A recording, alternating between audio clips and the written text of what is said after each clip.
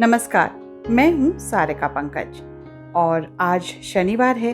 तो आज के दिन पंडित जवाहरलाल नेहरू, जो कि देश के पहले प्रधानमंत्री ही नहीं थे बल्कि महान स्वप्नद्रष्टा, शांति के दूत, विचारक, प्रगतिशील व वैज्ञानिक सोच के साथ साथ ही बेहतरीन लेखक भी थे। उन्होंने अंग्रेजी में लिखा और विश्व साहित्य को letters from a father to his daughter, Glimpses of World History and Autobiography और The Discovery of India जैसी कालजयी रचनाएं दी। इन पुस्तकों का अनुवाद दुनिया की कई भाषाओं में हुआ। खास बात यह है कि जेल में रहते हुए नेहरू ने अपनी बिटिया इंदिरा प्रियदर्शनी को कुल 146 पत्र लिखे, जो बाद में उनकी प्रसिद्ध पुस्तक letters from a father to his daughter में छापे गए। इस किताब का हिंदी अनुवाद हम सब के चहेते कथाकार, उपन्यास सम्राट मुंशी प्रेमचंद ने किया था, जिसका ताज़ा संस्करण पेंगुइन इंडिया ने प्रकाशित भी किया है। साहित्य तक नेहरू जी की जयंती से उनकी पुण्यतिथि तक उनकी इसी पुस्तक की कहानी शैली में लिखी गई चिट्ठियों के साथ आपके सामने आ रहा है, जिसका पाठ कर रही हूँ मैं। और उसी क्रम में आज हम आपको लेकर आए हैं 22वीं कहानी पर, जिसमें हम जानेंगे कि भाषा, लिखावट और गिनती की शुरुआत कैसे हुई। हम तरह तरह की भाषाओं का पहले ही जिक्र कर चुके हैं और दिखा चुके हैं कि उनका आपस में क्या नाता है। आज हम ये विचार करेंगे कि लोगों ने बोलना क्यों सीखा। हमें मालूम है कि जानवरों की भी कुछ बोलियां होती हैं। लोग कहते हैं कि बंदरों में थोड़ी सी मामूली चीजों के लिए शब्द या बोलियां मौजूद हैं। तुमने कभी कई जानवरों को अजीब आवाजें भी निकालते हुए सुना होगा, जो वो डर जाने पर और अपने भाई बंधुओं को किसी खतरे की खबर देने के लिए मुंह से निकालते हैं। शायद इसी तरह आदमियों में भी भाषा की शुरुआत हुई होगी। शुरू में बहुत सीधी सादी आवाजें रही होंगी। जब वे किसी चीज को देखकर डर जाते होंगे और दूसरों को उसकी खबर देना चाहते होंगे, तो खास तरह की आवाजें निकालते रहे होंगे। शायद इसके बाद मजदूरों की बोलियां शुरू हुई।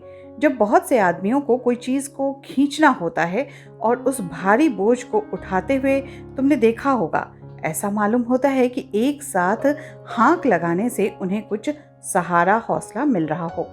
यही बोलियां पहले पहल आदमी के मुंह से निकली होंगी। धीरे धीरे और शब्द बनते गए होंगे, जैसे पानी, आग, घोड़ा, भालू। पहले शायद सिर्फ नाम ही थे, क्रियाएं नहीं थी।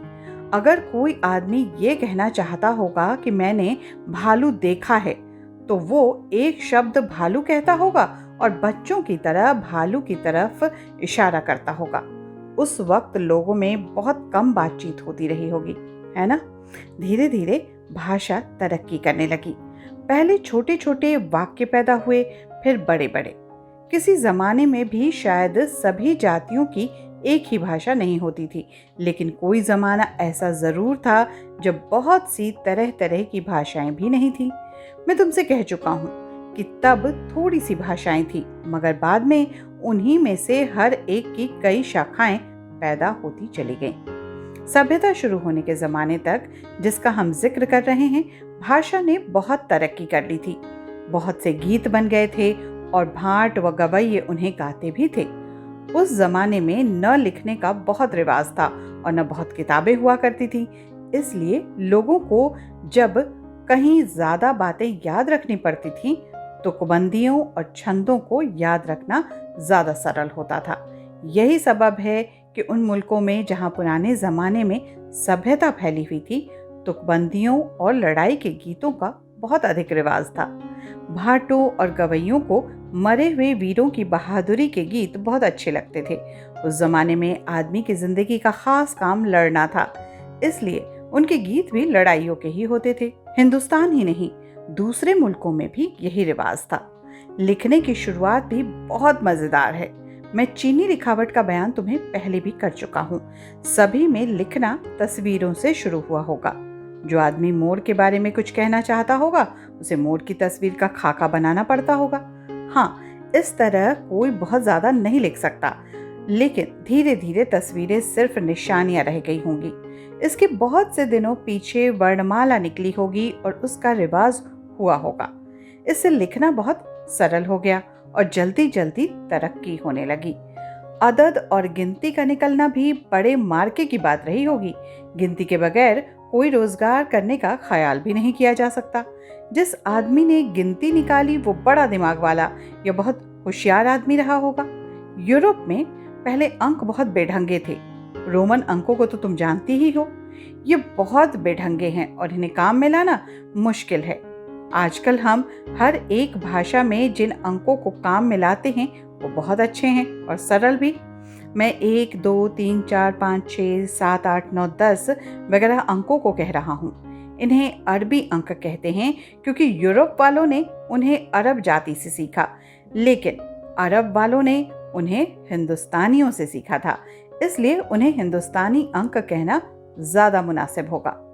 लेकिन मैं तो सर पर दौड़ा जा रहा हूँ, अभी हम अरब जाति तक पहुंचे नहीं हैं। आगे की कहानी जानने के लिए हमारे साथ अगले शनिवार को जरूर मिलिए। तब हम बताएंगे कि आगे इसकी कहानी कहाँ जा पहुंचती है। साहित्य तक विश्व साहित्य की कालजयी कहानियों के साथ आपसे लगातार मुखातिब है। कहानियों के सेक्शन में आप किस तरह की कहानियां सुनना चाहते हैं हमें जरूर बताएं। इससे हम आपकी रुचि की कहानियों के साथ आपके समक्ष आएंगे और आपको अच्छा लगेगा। आज बस इतना ही। अगले शनिवार को 23वीं कहानी के साथ। तब तक के लिए दीजिए अनुमति। नमस्कार।